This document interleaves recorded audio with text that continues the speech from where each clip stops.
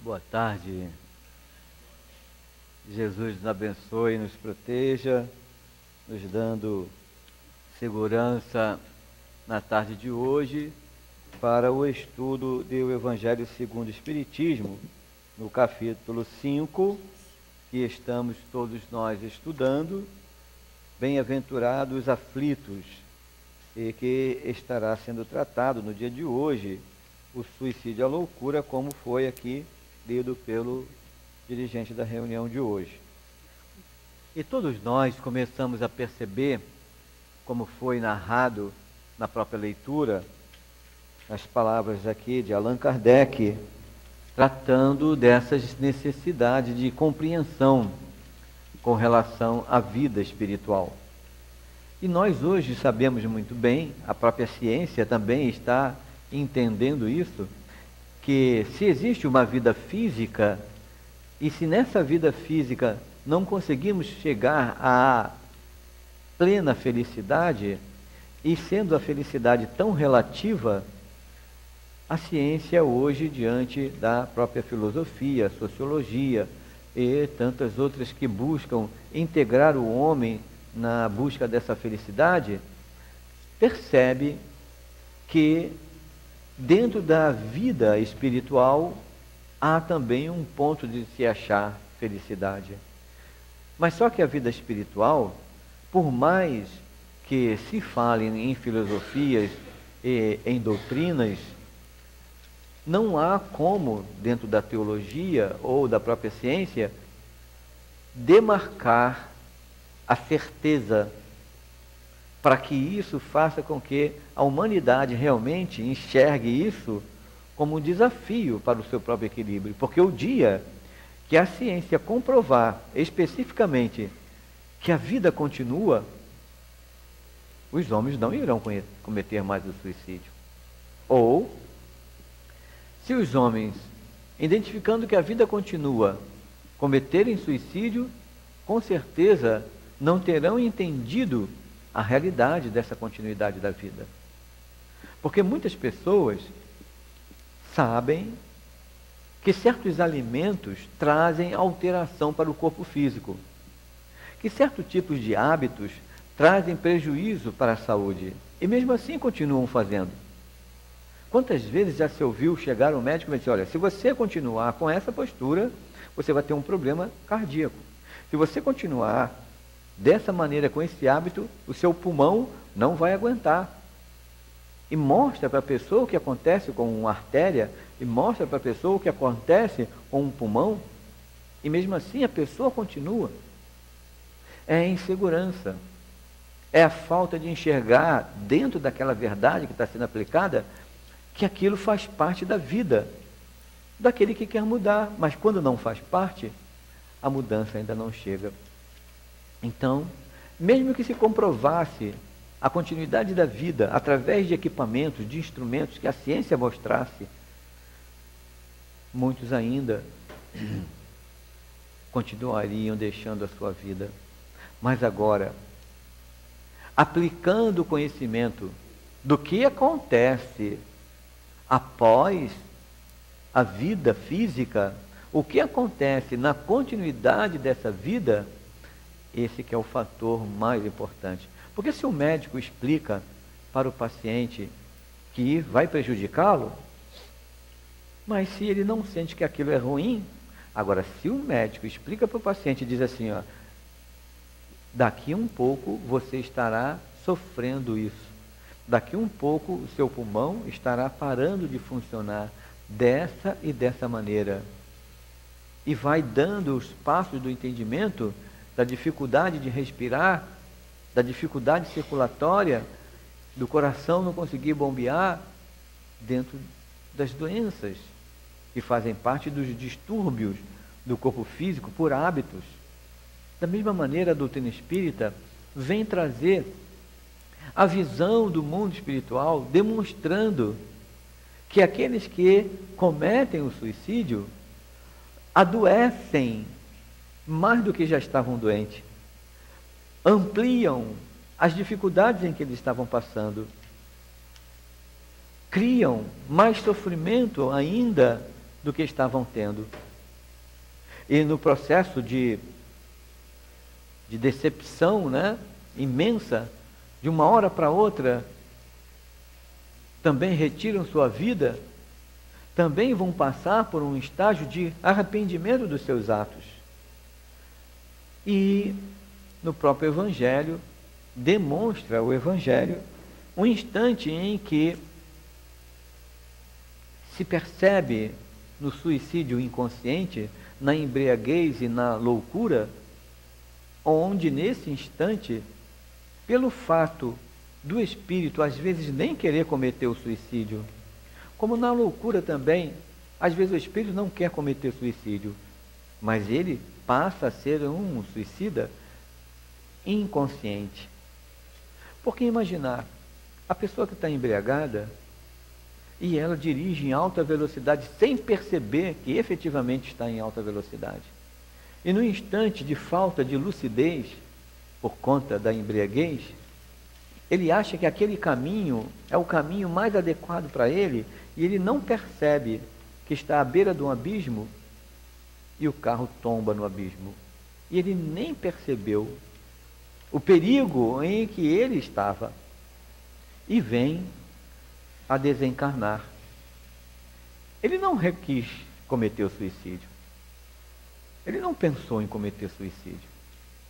Pelo fato de faltar a ele o controle, por conta da embriaguez, o controle do próprio corpo, pelo fato da lucidez não estar em segurança de perceber a velocidade, o tempo e espaço para fazer uma curva e o abismo que tinha logo em seguida, ele não pensou em cometer suicídio, mas retorna para o mundo espiritual como um suicida inconsciente. Porque ele sabia que se dirigisse alcoolizado, poderia causar um acidente. Poderia até realmente cair no abismo. Ele sabia que poderia perder o controle. No fundo, ele não queria tirar sua vida. Nesses casos, há uma atenuante. Atenuante pelo fato da vontade, mas não pelo fato em si. A vontade não foi ali inserida, mas o ato ocorreu. Ele interrompeu sua vida física. Mesma coisa são aqueles que passam pela loucura. Eles não têm plena consciência da altura em que eles estão. Eles não têm plena consciência do fluxo de carros que passam. E poderão, às vezes, sair por um aborrecimento. E quando saem por um aborrecimento, eles podem passar por algum lugar onde eles querem sair do aborrecimento. E saindo do aborrecimento, em uma altura, poderem cair. E alguns acharem que cometeu suicídio, passarem por um lugar perigoso, achando que têm condições, porque não têm noção do perigo onde estão, atravessarem uma estrada com um grande fluxo de carro, sem acharem de momento algum que aquilo seja perigoso para eles, porque não têm noção. O cérebro físico não gera para o espírito uma condição do espírito coordenar aquilo que ele percebe entre perigo ou não. Na realidade, eles também podem não terem querido tirar a sua vida.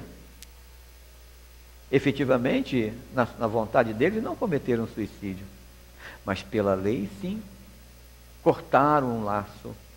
Então, existem atenuantes com relação a várias questões entre aquele que plenamente programa, organiza e faz todo aquele tipo de estrutura por conta de uma decepção, deixa o bilhete, efetivamente retira a sua vida. Esse abandonou todos os recursos que puderam ter sido dados a eles. E quando um espírito faz toma essa atitude e ele retorna para o mundo espiritual, ele já abandonou os recursos materiais que foram dados. Família, pai, mãe, irmãos, orientações religiosas, a qual ele teve em qualquer recurso, em qualquer doutrina, orientação religiosa motivando ele a caminhar para Deus, a encontrar Jesus. Amigos ao seu redor, não é? Familiares, filhos, tantas coisas, não é? Até a proposta mesmo da sua alegria de viver, a proposta de alcançar os seus objetivos materiais, espirituais. Quando ele perde tudo isso, e todos os recursos foram dados, e ele enxerga que não tem mais jeito, ele não quer mais estar ali, é porque essa pessoa não acredita em vida espiritual. Não acredita em continuidade da vida. E se por acaso foi tudo informado a ela, é como aquele paciente, como nós falamos. O médico informa do paciente, não muda a atitude. Tem encarnados que são assim. É informado, e no último estágio não aceita aquela informação, porque muitas vezes a insegurança, a rebeldia, o orgulho, não deixa com que aquela informação penetre na gente e faça a gente querer mudar. Então chega uma hora que o paciente vai ao médico, o médico diz, não tem mais o que fazer com você. Não tem mais o que fazer com você. Você, todos os recursos foram dados a você. E você abandonou todo o recurso, todo o tratamento. Você abandonou toda a orientação. Você abandonou tudo que foi dado a você. Todos os médicos e enfermeiros que estavam ao seu redor, cuidando de você, dando medicação, você abandonou. Colocando para a nossa vida de encarnado, quem é o nosso primeiro médico e enfermeiro, né? Vamos colocar assim, enfermeira mais ainda, né? Nossa mãe, não é? Primeiros cuidados, primeiros socorros, né? Quem são os nossos primeiros enfermeiros, nossos primeiros maqueiros, aqueles que pegam, segurando a gente firme, né? Normalmente, nossos pais, nossos irmãos. Quem são aqueles que estão ao nosso redor, na estrutura familiar, orientando, trazendo informações, nossos pais, nossos avós, querendo o nosso bem? A estrutura familiar tem os recursos necessários da medicina da alma, né? Da medicina da recuperação do espírito. É a própria encarnação. Por dentro dessa visão de renovar as nossas atitudes, na convivência, ali está o remédio. Ali está o remédio. E o remédio é aquela pessoa que está do nosso lado. Porque se nós somos orgulhosos, temos que viver com o outro orgulhoso, para que a gente possa se enxergar no outro. Porque se a gente é orgulhoso e vive com uma pessoa totalmente humilde, né, sempre, né, tudo está bom, nunca discute, sempre aceita a nossa arrogância, como que eu vou mudar? Vou continuar sendo orgulhoso, prepotente, porque o outro é humilde. Agora, quando a gente aprende a lidar com uma outra pessoa igual a gente, orgulhoso igual a gente, prepotente igual a gente enfrenta, porque não aceita, e o outro também não vai aceitar a gente. Então a gente se esbarra. E a gente começa a sentir no outro que nós somos.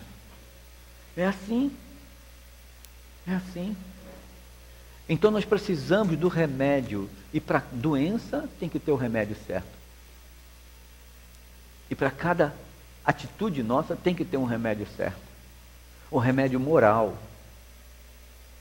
O remédio necessário. Para que a gente possa enxergar os nossos problemas íntimos. As nossas lutas interiores. As nossas imperfeições. Então precisamos de grupo familiar. Precisamos de reencarnar naquela cidade. Precisamos de reencarnar naquela estrutura de vida, com aquele corpo, com aquela situação do corpo, aquelas deficiências, com aqueles problemas da visão, problemas do coração, já congênito, né? Reencarnamos com aquilo, aquele problema, e assim por diante, para que a gente possa o quê? Realmente acordar diante da lei de Deus, dizendo assim: meu filho, não continua com o mesmo hábito. É o médico dos médicos, não é? Não continua com o mesmo hábito diante das leis de Deus.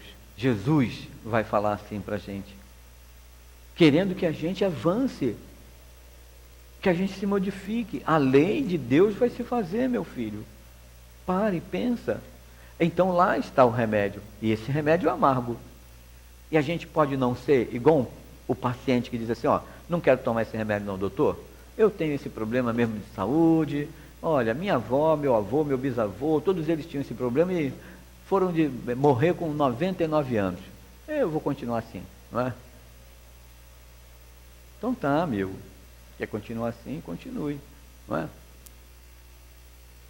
Aí desencarna, uma semana depois. Perdeu a continuidade, não chegou nos 99, foi até os 65. Não mudou o hábito. O avô teve a resistência do corpo, ele não teve. É diferente, não é? E quando também nós estamos tendo aquelas lutas morais, né? Aquelas lutas interiores, que precisamos fazer mudanças na gente e temos decepções. A decepção é algo terrível, não é? A decepção chega na vida da gente e corrói o nosso coração, destrói o nosso coração. A ilusão, decepção, colocando aí, somado com ilusão, destrói o nosso coração. Por quê? Porque nós colocamos toda a nossa felicidade aonde? Na mão do outro. O outro é infalível, o outro é perfeito, é maravilhoso, nunca vai errar. É assim? Não é, não é? E nós colocamos então na mão do outro, que é tão infalível quanto a gente. Mas nós nos iludimos. Achamos que o outro é infalível. Achamos que o outro é perfeito. Achamos que o outro nos ama. Achamos que o outro... E assim... E às vezes aquele outro também está achando a mesma coisa da gente. E quando um dos dois não suporta mais e fale, se desespera, aquele que nós colocamos toda a força da nossa felicidade,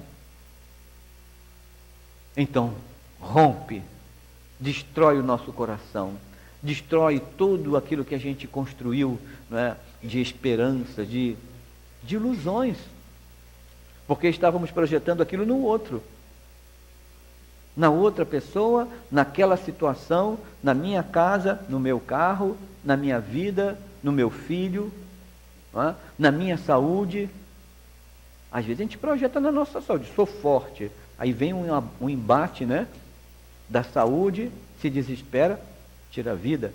Sou feliz com fulano, fulano desencarna, também não quero mais viver, tiro a minha vida, quero ir atrás dele.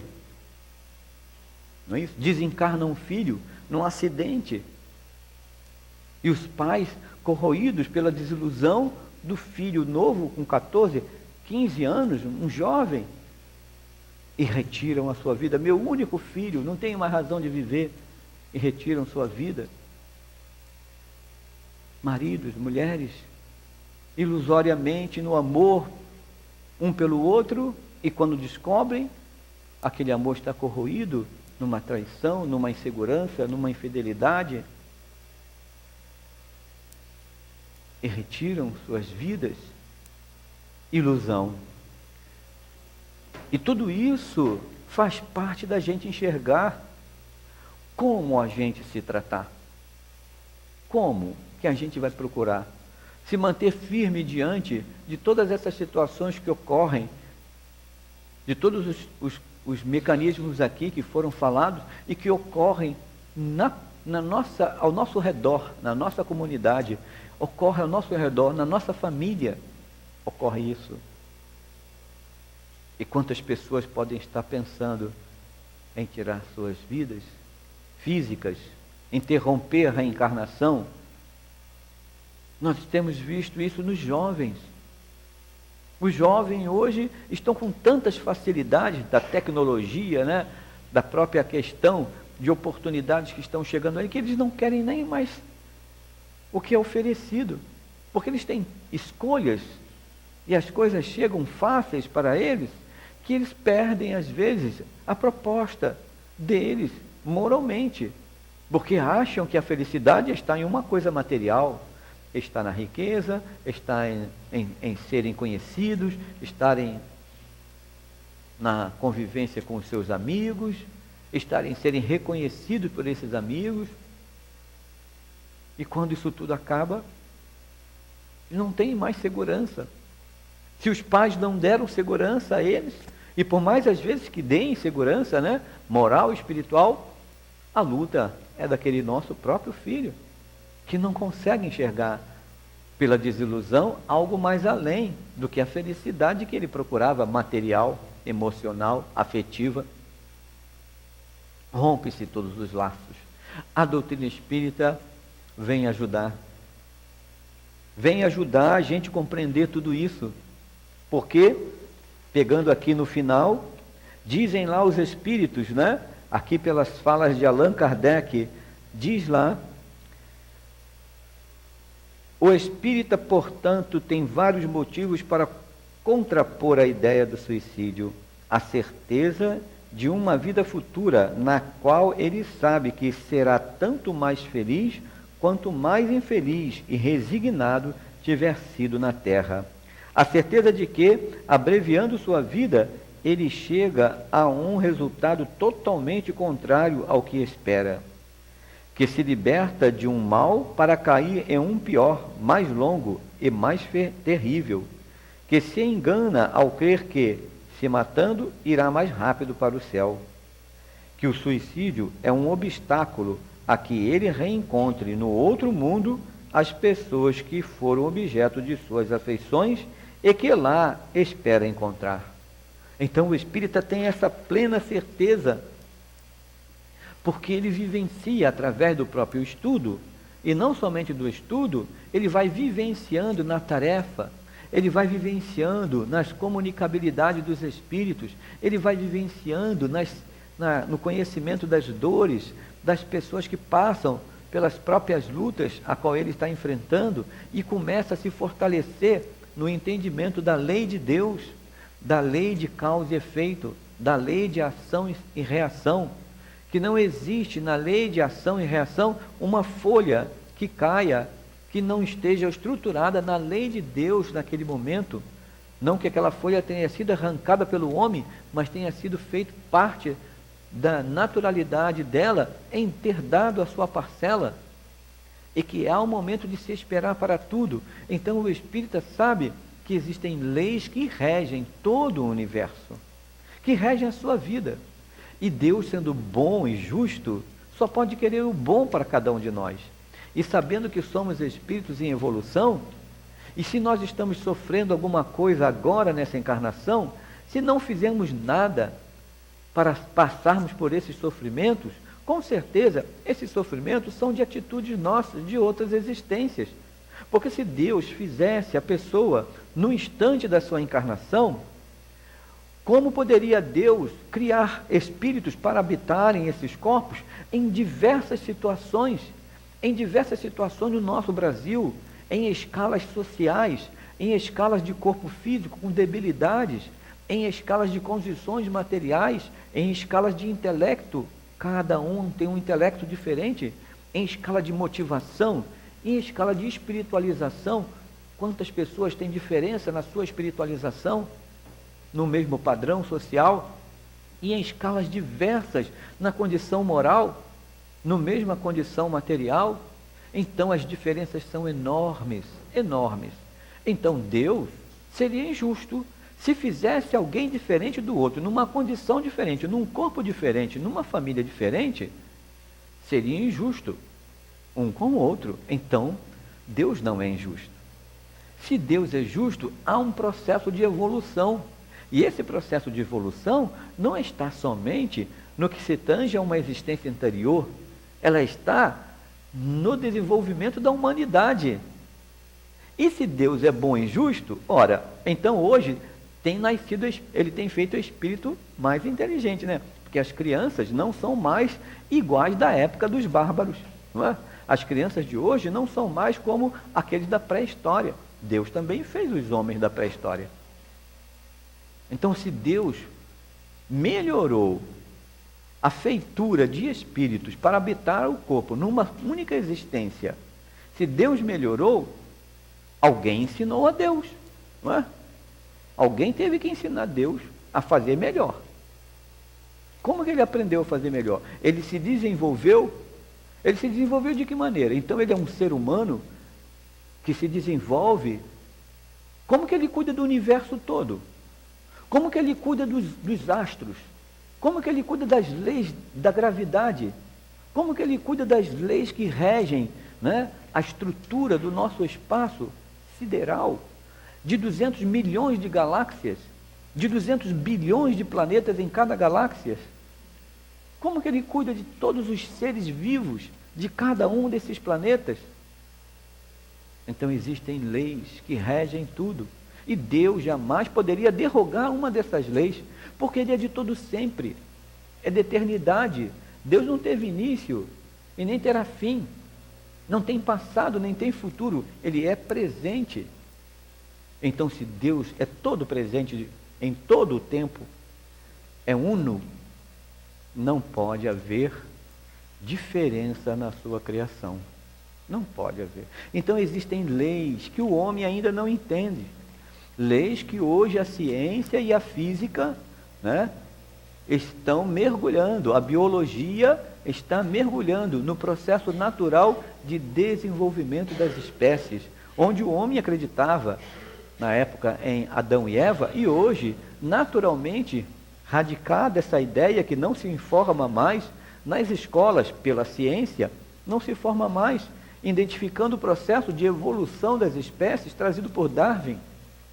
E no futuro, nós teremos o entendimento, diante das leis dos homens, que nós somos espíritos. E o processo de evolução da humanidade não foi das espécies a nível físico, foi do ser inteligente, que foi avançando, reencarnando, aprendendo, evoluindo, passando por várias espécies, por vários reinos, vegetal, animal, e até chegar na fase hominal, na época do conhecimento, né? Na época do livre-arbítrio, e ali eclodindo a humanidade. Até hoje nós temos o reino vegetal e mineral junto de nós, não temos? Até hoje nós temos o reino animal junto de nós. E quem são aqueles seres pensantes, princípios inteligentes que estão ali, criados por Deus, para ficarem eternamente ali? Ou Deus é bom e justo, e eles também têm processo de evolução? E eles também vão ter oportunidade um dia de chegar ao livre-arbítrio, de pensarem, de sentirem, de entenderem Deus, o seu Criador. Então, nós ainda nos iludimos muito por falta de conhecimento. É como o rebelde paciente que o médico ensina, mostra a informação, que o médico demonstra o que é necessário fazer, e o paciente, mesmo sabendo, não faz. Nós somos assim. Nós somos assim. Mesmo falando de mundo espiritual, mesmo falando do amor de Jesus há 2000 anos, nos ensinando a amar ao próximo como a si mesmo, mesmo falando que devemos respeitar, ter indulgência, termos perdão às ofensas, que devemos amar o nosso inimigo, porque amar o nosso amigo, até o próprio inimigo faz, ama o seu amigo. Mas amar aquele que nos persegue, nos calunia, amar aquele que se diz nosso inimigo, esse é o verdadeiro amor, porque é entender o outro como seu irmão, como alguém que precisa da gente. E se nós não conseguimos ainda absorver os ensinamentos de Jesus, que vem como um médico de toda a humanidade, ensinar a saúde do espírito, como nós vamos querer que as coisas mudem agora? Se há 2000 anos não conseguimos amar uns aos outros. Então precisamos de reencarnar várias vezes, várias e várias vezes, para que a gente possa perceber a realidade da nossa vida espiritual e do processo de evolução que ainda temos a fazer. E fazendo isso, vamos viver feliz a cada dia.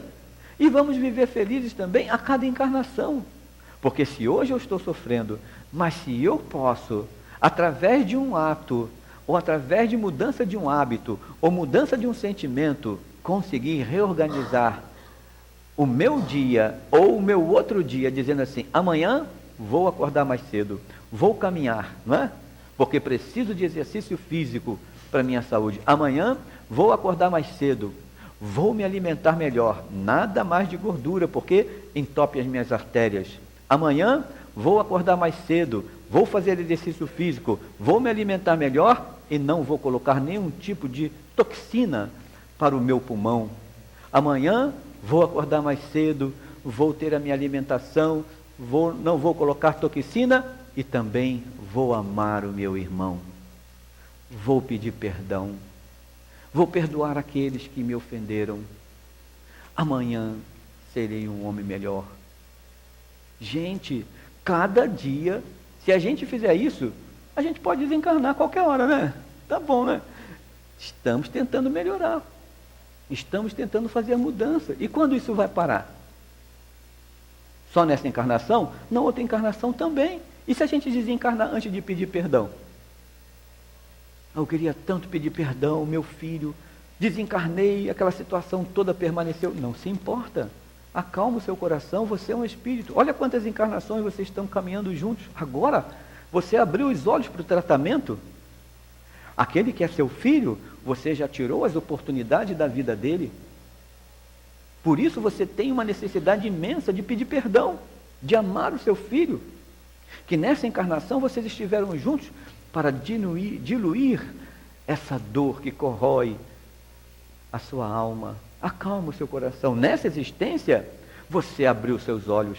Nessa existência, você quer mudar os seus hábitos. E junto dele, você conseguiu ver a necessidade da reconciliação.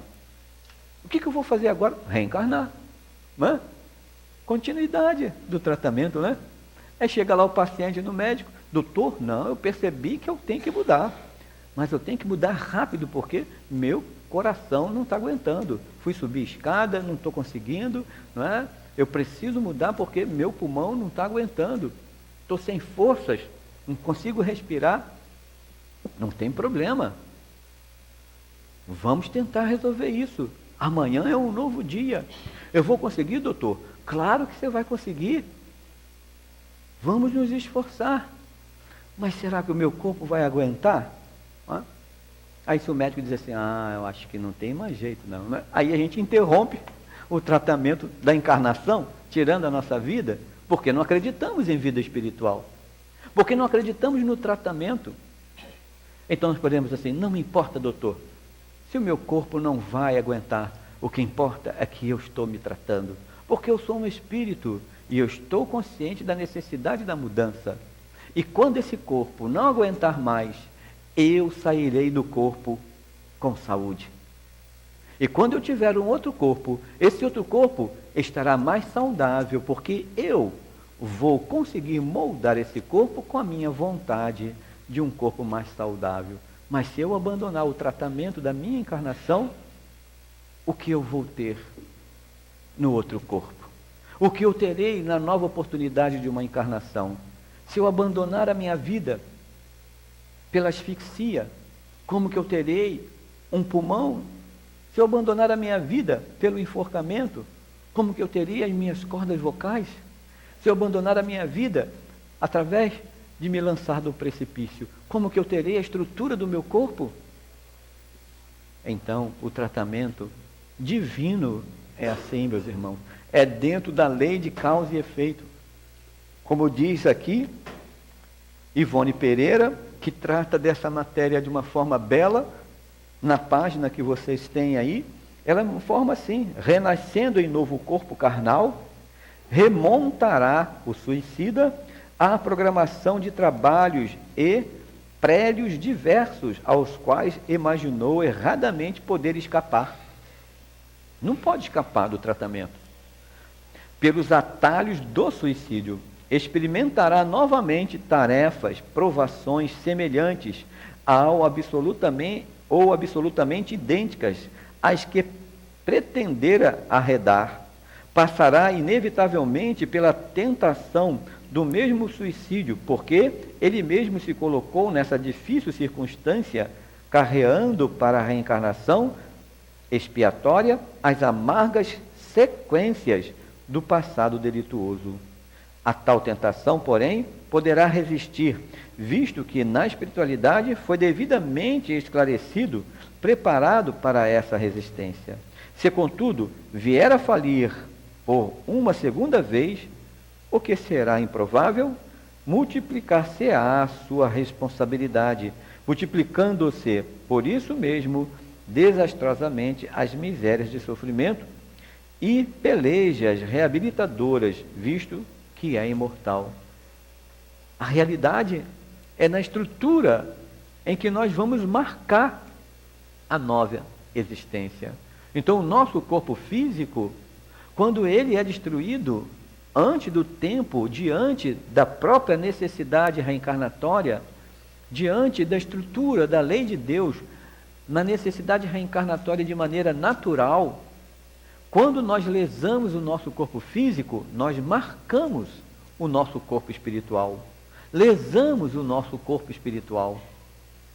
E ao lesar o nosso corpo espiritual, ao retornarmos para uma nova existência, esse corpo espiritual estando lesado, trará uma marca, uma cicatriz no novo corpo, a qual o corpo espiritual irá formar. Porque quando nós mergulhamos numa encarnação, quando existe o processo da fecundação, e nesse instante da fecundação, o espermatozoide penetra no óvulo e a fecundação existiu, naquele instante, um espírito é direcionado para aquela formação de um corpo físico. E quem irá lançar as estruturas de multiplicação celular, e ali se formando naquela multiplicação celular do corpo físico, quem irá lançar? É o espírito reencarnante. É ele que lança suas mágoas, suas tristezas, seu rancor, sua culpa, seus traumas, suas histórias, e vai lançando para o corpo físico, vai lançando para o corpo físico, ao ponto que o corpo físico se forma à medida da necessidade que o próprio espírito viu de se arrepender diante da lei de Deus, de reformular suas atitudes. Se tirou sua vida através do enforcamento, talvez perca a fala. Por asfixia, talvez perca a dificuldade de respirar, tenha dificuldade de respirar, bronquite, asma, que às vezes acontecem de maneira intensa e crônica desde quando nasce. Se tirou a sua vida se lançando de um precipício, marcou o seu corpo espiritual, interrompeu sua estrutura de vida física, poderá retornar com essas mesmas marcas num novo corpo. E aquele corpo que se formou, porque a memória do espírito, por mais que ele tenha sido amparado, orientado no mundo espiritual, aquela lembrança de que ele não pode mais fazer aquilo, vem para o corpo físico e pode ter alguma sequela, alguma dificuldade. E assim por diante é a lei de Deus, sem nenhum erro, sem injustiça, querendo dizer assim: meu filho, você não se cuidou, você interrompeu o seu tratamento, agora o tratamento tem que ser mais severo. Quantas vezes a gente vai no médico e diz assim: olha, você interrompeu o tratamento, agora o tratamento tem que ser uma cirurgia. Olha, você interrompeu após a cirurgia o seu tratamento, agora você vai ter uma sequela. Na vida física, a gente vê assim, não é isso? Então, na vida espiritual, as sequelas que nós temos numa nova existência são por conta de existências anteriores. E Deus está sendo bom, justo, misericordioso, não é? Médico de todos os médicos, Jesus, o nosso grande mestre, médico de todos nós, orientando o quê? Para que possamos entrar no reino dos céus, é necessário nascer de novo, reencarnar, para que a gente possa depurar nas nossas necessidades da reencarnação, termos ali as provas, as expiações que precisamos, organizar o nosso pensamento e sentimento através da convivência, o trabalho, a profissão, não é? A cidade que a gente reencarna, aquele grupo, aquela localidade que a gente reencarna, o grupo familiar, tudo está dentro de uma organização das leis de Deus, proporcionando a todos nós felicidade. Mas a doutrina espírita auxilia, mostra tudo isso com lógica, com segurança, de bons espíritos nos amparando, nossos guias espirituais, nossos anjos guardiães, nos mostrando o caminho seguro, mostra tudo isso. Então é preciso que a gente saiba perceber que nós somos felizes, que não podemos deixar que a desilusão penetre na nossa vida, nem na vida de qualquer pessoa que esteja ao nosso redor. Saibamos colocar isto com valor, e para aquelas pessoas que estejam sofridas, vamos abraçá-la, vamos motivá-la a ela ter fé e esperança, acreditar que Deus é bom e justo, e que existe uma felicidade à nossa frente, mas nós temos que nos tratar. E se nós ainda temos mágoa, rancor, tristeza, ódio no nosso coração, vamos dizer à pessoa: olha, esse é o mal que você precisa tirar. O mal não está no outro. O problema não está no outro. Está em nós mesmos, está em você. Se você está sofrendo porque é uma atitude que o outro fez, o outro é que está errado. Por que você tem que errar? Por que você tem que sofrer? Então onde que está isso? É o orgulho, é o egoísmo que corrói o nosso interior. Vamos levantar a cabeça, vamos superar esses problemas, vamos enxergar a beleza ao nosso redor, a natureza que Deus oferece, todas as belezas que existem ao nosso redor, proporcionando o quê? Cura, proporcionando alegria, esperança. Não vamos deixar a ilusão penetrar. Não vamos nos iludir com tudo que está ao nosso redor, quando colocamos essas esperanças na vida do outro. Vamos colocá-la em nós. Vamos colocar essas esperanças nas leis de Deus. Vamos colocar essas esperanças na nossa capacidade de construir a felicidade com as nossas atitudes, com mudanças de hábitos, com mudanças de pensamento, com mudanças de sentimento. Então, amparar aquela pessoa, abraçá-la, e se ela estiver pensando em retirar a sua vida, fale para ela que você é um espírito, você não vai conseguir destruir a sua vida. O seu corpo vai acabar, mas você vai continuar vivo, pensando. E para onde você vai? Se você abandonou o seu tratamento, quem vai cuidar de você? Se você continua vivo, o corpo físico acabou. Para qual região que você vai? Você vai para uma região de tratamento de espíritos iguais à atitude que você teve. Vão qualificar você naquela condição. Tratamento ao suicida. E existem regiões espirituais onde esses nossos irmãos se encontram, por campo psíquico deles, se reúnem numa certa região. E se eles abandonaram todas as esperanças que eles tiveram na vida física, será que na região mental que eles se encontram, no mundo espiritual, eles vão ter essa esperança? Eles continuam pensando a mesma coisa. Tirei a minha vida e continuo vivo. Eles vão continuar pensando em tirar a vida. Tirei a minha vida e Deus ainda é injusto comigo porque eu continuo sofrendo. Eles continuam pensando daquela maneira. Tirei a minha vida para minha família ficar feliz porque eu achei que o meu seguro fosse resolver as coisas. Grande ilusão, eles continuam sofrendo. E aí sim, são as grandes loucuras espirituais, mais intensas e mais intensas do que as oportunidades que nós poderíamos ter aqui na Terra, no corpo físico, onde médicos, professores, educadores, espirituais, nas várias religiões, amigos, família, as várias doutrinas, caminhando a gente, orientando a gente para Deus, com Jesus, podem ajudar. A doutrina espírita faz a sua parte, mostrando essa realidade. E precisamos levar essa realidade para vários lugares, para as escolas, para os nossos filhos, para as crianças, para todos aqueles que estão ainda deixando a vida por um suicídio indireto na embriaguez, nas várias toxinas que colocam para o seu corpo, na hipertensão, na grande raiva, na grande tristeza, corroendo o coração. Quantos vão abandonando a vida física sem perceber?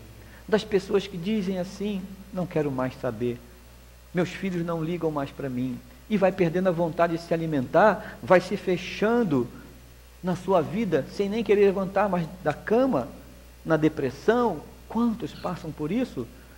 Normalmente desencarnando como suicidas, indiretamente, inconscientes, ou até mesmo conscientes, né? Porque só foi indiretamente. Então precisamos de levar essas informações a todos os pontos possíveis, falar realmente, colocar a nossa alegria, colocar a nossa verdade, o entendimento da doutrina espírita aqui, dar a cada um de nós um impulsionamento tão forte, tão grande, com tamanha fé, porque a verdade faz com que a fé seja robusta, não é?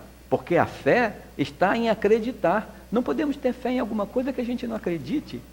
Então vamos acreditar nessa realidade da vida espiritual. Então a nossa fé será do tamanho de uma mostarda, de um grão de mostarda, pois ela será forte, firme, robusta, na certeza de que a continuidade da vida permanece. E aí então nós entenderemos o que nos traz Allan Kardec quando fala dos espíritas, né?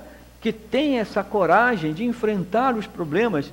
Aí entendemos quando Allan Kardec fala assim dos espíritas, né? Parece um pouco interessante, mas assim, o espírita, portanto, tem vários motivos, olha só que bonito, para contrapor a ideia do suicídio, a certeza de uma vida futura, na qual ele sabe que será tanto mais feliz, quanto mais infeliz e resignado tiver sido na terra.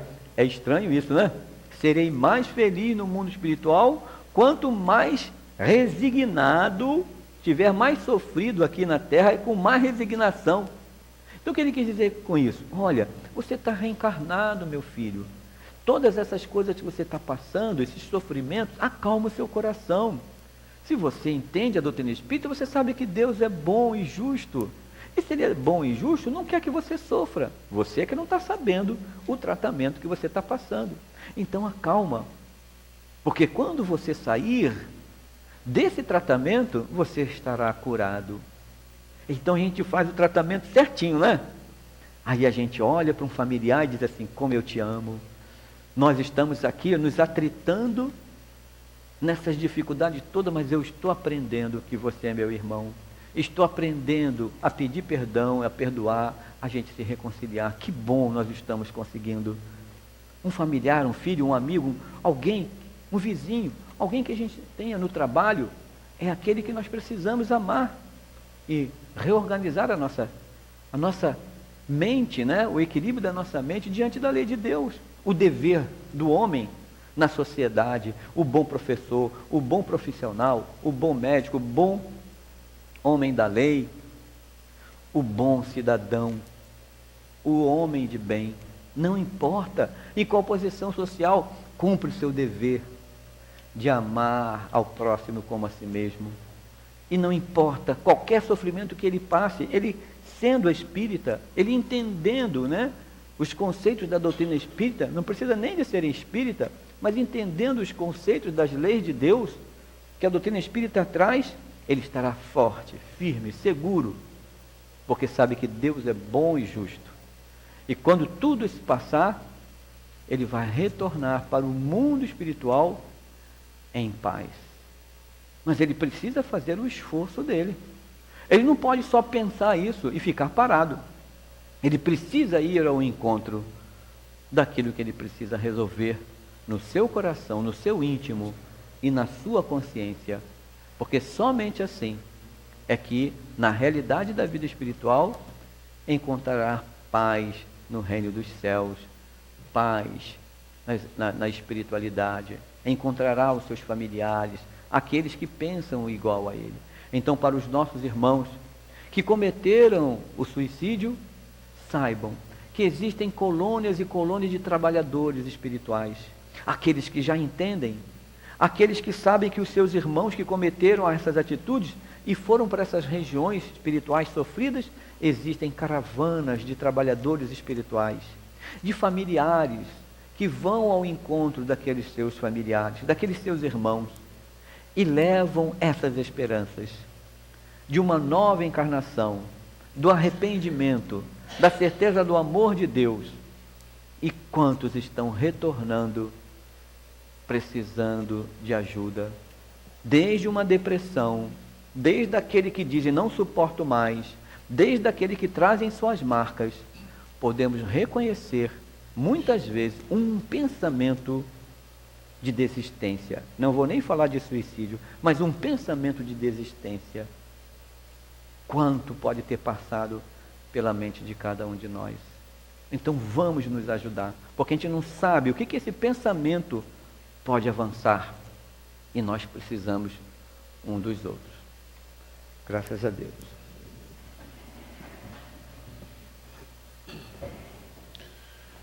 Agradecemos ao Juan as